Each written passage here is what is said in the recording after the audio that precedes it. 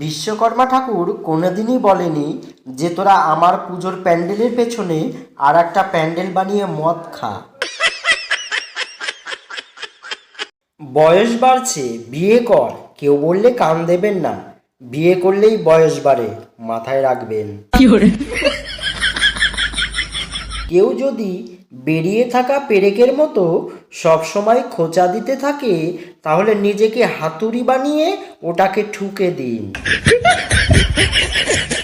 2 বছর পর এক্স যদি তোমার কাছে ফিরে আসে, তাহলে বুঝে নিও ঠোঙা ফিরে এসেছে, মুড়ি অন্য কেউ খেয়ে নিয়েছে। রাত হলেই বুঝতে পারি একটা বইয়ের কতটা দরকার। এটা কোন ঋতু চলছে কে জানে? ক্যালেন্ডারে দেখি শরৎকাল, ফ্যান চালালে শীতকাল, আবার বাইরে দেখি বর্ষাকাল।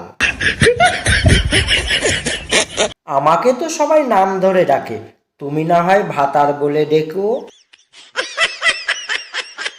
ভাবছি তোমার বাড়িতে ডাকাতি করব, বেশি কিছু নেব না, শুধু তোমাকে নিয়েই চলে আসবো। বয়ফ্রেন্ড থাকলে ফ্রেন্ড রিকোয়েস্ট পাঠাবেন না, অনেক আশা নিয়ে অ্যাকসেপ্ট করি। একজনকে মিস করতে করতে অন্যজনের মিসেস হয়ে যাওয়াকে মনে হয় অপেক্ষা বলে।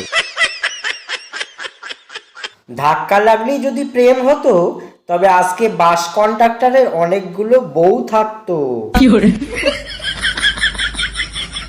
বাঙালি 2 ভাগে বিভক্ত, কেউ 4 বেলা গান্ডে পিণ্ডে গিলে মোটা হচ্ছে না, কেউ সামান্য জল খেয়েও যেন মোটা হয়ে যাচ্ছে।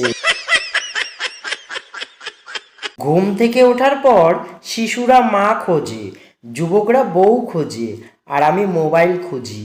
তা দেখে আমার মা ঝাড়ু খোঁজে। ছোটবেলায় সবাই বলতো 2টো টিকি থাকলে নাকি 2টো বিয়ে হয়, কিন্তু বিশ্বাস কর ভাই, আজ পর্যন্ত একটা মেয়ে পটাতে পারলাম না, আর নাকি বিয়ে। দিনকাল যা পড়ছে, আজ আছি কাল নাও থাকতে পারি।